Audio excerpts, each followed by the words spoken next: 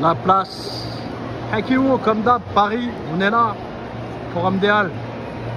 Le ciel il est en partie bleu, il y a un beau soleil, il est 18 h. Voilà, là on va assister à un événement là qui est à la place.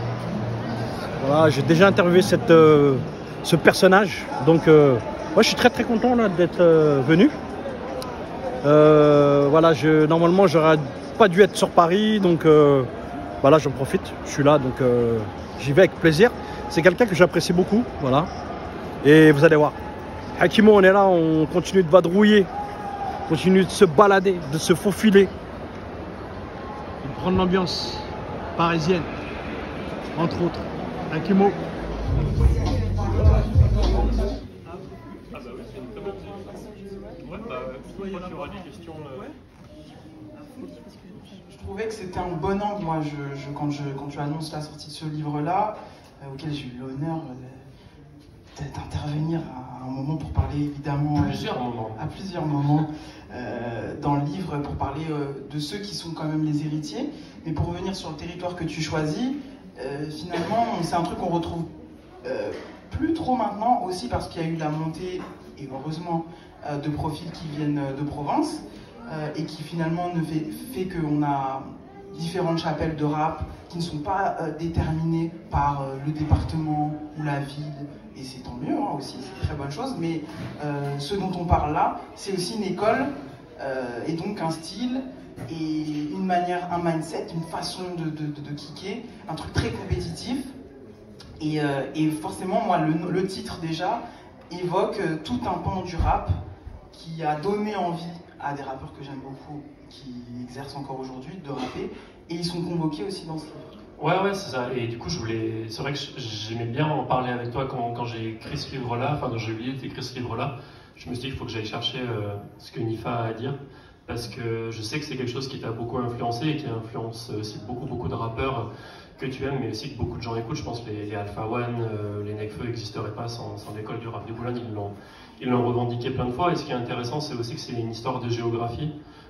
Moi, je vois vraiment, pas que le rap, en fait, même la soul, le blues, le gospel, tout ça, toutes les musiques qui ont été là avant le rap et qui ont créé en partie le rap, c'est vraiment une histoire de migration géographique.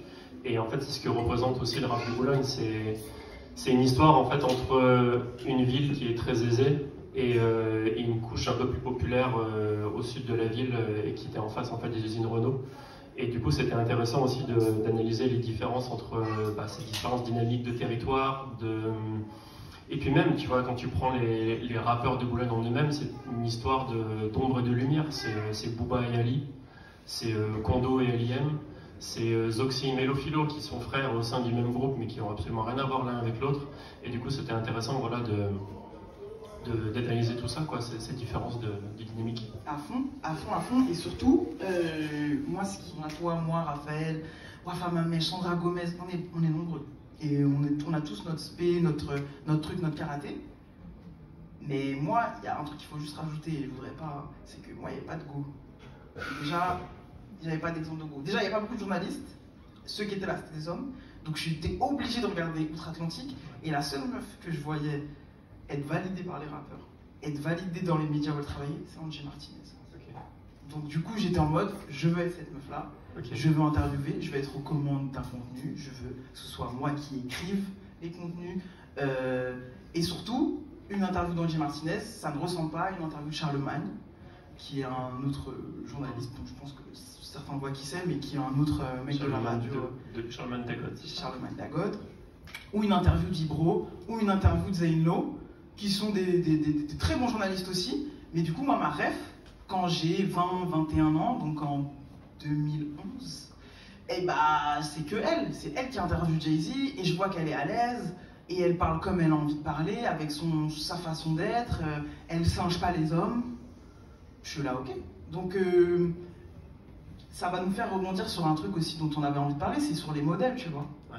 Genre, et un, sur les modèles, et deux, sur l'état des lieux. Je pense que ça peut être ça aussi notre rebond, mais sur l'état des lieux, aujourd'hui, maintenant qu'on a dit tout ça, de ce qui existe actuellement en termes de création de contenu ou d'écriture sur le rap, tu vois. Ouais, moi je pense que Franchement, je vois pas de meilleure personne que l'ABCDR du son actuellement. Ils ont une exigence qui est vraiment une plume, une manière de parler de rap, et puis aussi ce qu'il faut savoir sur l'ABCDR du son, c'est peut-être anodin ou anecdotique, je sais pas, mais ils sont tous bénévoles depuis des années, depuis toujours ils sont bénévoles. Et je pense que ça leur offre une liberté de ton. Ils sont liés à aucun label, ils sont liés à rien du tout. Ils ont juste envie, s'il y a un rappeur qui fait 78 vues sur YouTube et que Sébastien Darvin a envie d'en parler, ils vont lui dire ok.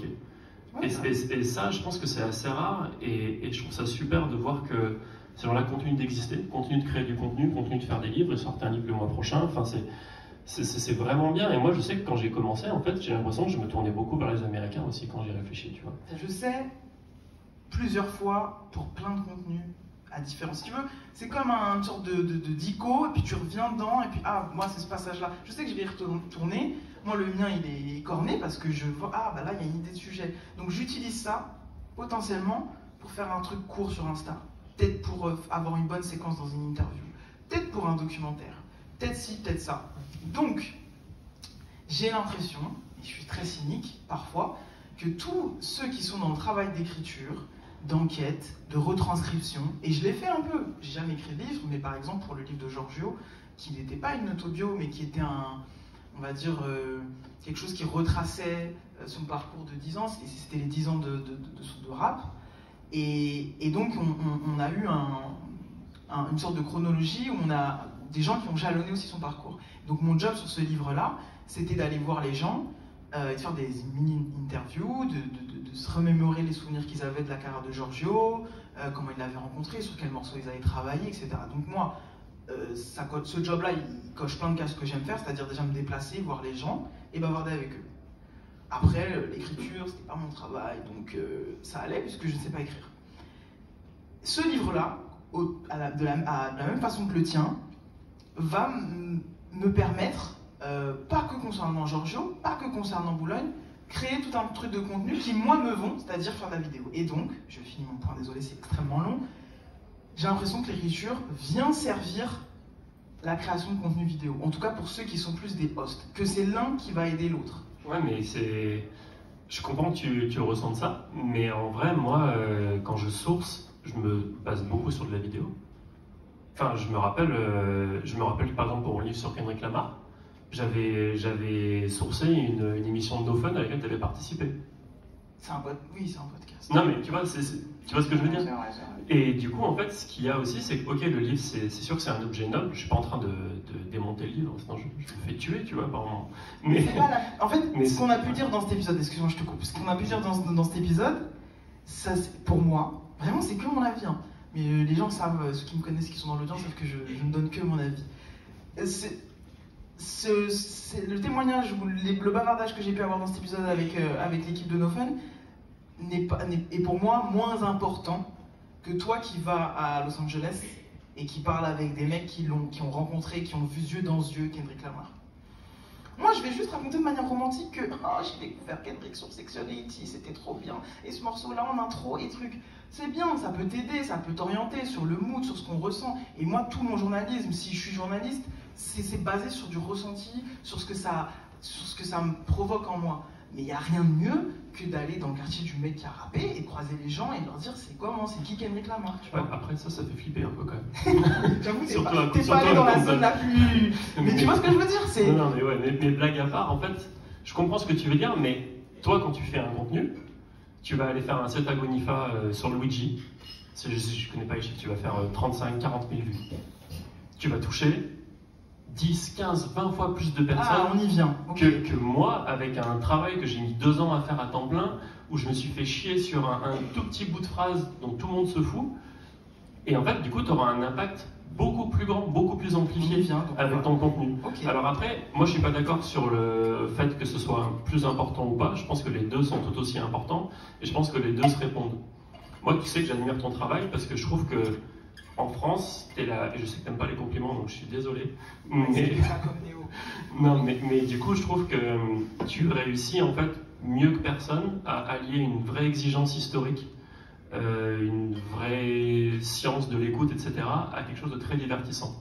Et ça, c'est hyper difficile, vraiment, c'est super dur. Moi, c'est ce que j'essaye de faire aussi sous un format écrit. Mais ce que tu fais, c'est très dur. Et du coup, c'est pour ça que moi, je ne peux pas considérer que ce que je fais, c'est plus important que ce que n'importe qui fait. Tu vois ce que je veux dire? Après, l'objet du livre, ça, je suis d'accord avec toi. Chez nous, surtout en France, je pense qu'on est quand même... on est dans un pays où il y a des noms d'auteurs et d'autrices, surtout d'autrices peut-être pas malheureusement, mais beaucoup d'auteurs en tout cas sur des noms de rue. Tu vois, on est vraiment un pays qui est ancré dans l'histoire de la littérature, on est peut-être un peu un télo par rapport à ça. Donc oui, il y a une noblesse un peu de l'objet livre. Mais pour autant, je pense, et surtout dans le domaine du rap, c'est plus aussi important qu'avant. Et moi, pour moi, c'est vraiment le truc le plus important, c'est l'entourage. Toi, t'es pas si important que ça, c'est surtout les gens avec qui tu travailles. En tout cas, je le vois comme ça, et après 15 ans d'écriture, j'ai l'impression que j'ai trouvé enfin des gens avec qui j'ai envie de travailler, et c'est un bonheur absolu, tu vois, vraiment, ça change tout. Meilleure conclusion possible. Je rajouterais juste du coup que, le travail, l'entourage, moi, dans ma perspective, je dirais surtout le moins d'ego possible. Et c'est pour ça que je veux rebondir juste sur ce que tu disais par rapport à une interview de Luigi et tout. Ce qui fait que moi, je me sens privilégié. Genre, si un artiste veut bien parler avec moi, c'est un privilège. Il peut très bien raconter tout ce qu'il m'a dit sur sa plateforme, sur son YouTube à lui. Donc quand il accepte de parler avec moi, c'est pas genre ouais je suis la meilleure intervieweuse. Non, c'est un privilège, c'est une chance de pouvoir recueillir le propos, le témoignage, tous ces trucs. Donc ça aussi, dans l'écriture de contenu, dans la création de contenu, quand tu vois ça comme une chance, tu le fais pas dans la même énergie, tu le fais pas pareil. Parce que tu te dis, j'ai une opportunité, j'ai une plateforme, j'ai un espace de discussion, j'en profite. Sinon, Luigi et tous les invités que j'ai pu avoir et tous les contenus que j'ai pu faire avec des gens qui voulaient bien témoigner, quand je fais un call, j'y pense là parce que je vais faire un call avec un artiste demain qui est dans l'entourage de Joey Deadfilé, qui travaille plus du tout avec Joey Deadfilé, mais qui veut bien me raconter comment il a rencontré Joey Deadfilé, mais c'est une chance en fait. Il pourrait très bien lui-même raconter ou faire s'il avait envie. Donc en fait, je me dis, j'ai la chance de pouvoir avoir des outils, et on a la chance avec Nicolas de rencontrer des gens qui veulent bien nourrir le contenu pour mieux l'écrire. Et puis qui nous font l'honneur de nous écouter, de lire ce qu'on fait, de venir à des événements. Genre moi, c'est pas pour faire de la démagogie ou quoi, mais moi je suis toujours hyper étonné quand je vois autant de gens qui viennent, qui prennent de leur temps et qui achètent des livres, qui lisent des trucs. Moi, c'est une chance de fou. Et je dis toujours que si tu as un impact sur une personne, en fait, tu as réussi. Tu vois. Et j'ai l'impression que c'est ce qu'on a réussi un peu à faire. Et franchement, on sait très bien, toi et moi, que des fois, dans 6 mois, on fera plus du tout ça. Enfin, tu sais pas ce qui peut arriver. Ça peut s'arrêter du jour au lendemain. Et du coup, on a une chance énorme et il faut en profiter, quoi. Je pense. Merci à tous pour l'écoute active. Un grand merci. Je sens que ça a été long.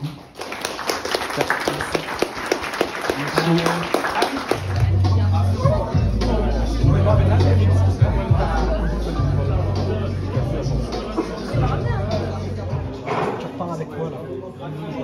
Qu'est-ce qui se passe? Plein de projets de livres, de documentaires, je peux pas donner les sujets évidemment, mais ouais, plein de trucs un peu ambitieux, croisement entre le livre, le reportage de terrain, tout ça. Donc ouais, c'est assez excitant, tu vois, de réfléchir à des projets. Après, il y en a qui vont se passer, il y en a qui vont pas se passer du tout. C'était une autre ambiance, c'était un peu moins... Non, on a fait une petite interview, c'était Yasmina. Ouais, bien sûr, ouais. Qui a fait l'interview. C'était cool, Cut, il m'a préfacé, il est venu parler et tout, il a pris la parole et tout. Moi j'étais super fier, c'est mon dieu. C'était vraiment, tu vois, donc grande fierté. Après, bon, il y avait plein de monde, j'ai fait un DJ set, c'est parti après il y avait d'autres DJs, c'est parti en bordel, dédicace et tout. Il faut trop bien qu'un livre comme ça existe, vraiment. Merci, c'est cool. Si tu veux l'envoyer, moi je travaille un peu pour Views et Red Bull, peut-être que ça peut les intéresser, de faire une chronique ou un truc. Avec David Assogba, je sais pas si tu connais, qui travaillait chez Move à un moment. Ah, famille, on a fait le teaser avec Nicolas, c'est la classe, super. C'est une très belle occasion, voilà, on kiffe. Et moi, les Views avec plaisir. Envoie-moi un DM et puis comme ça...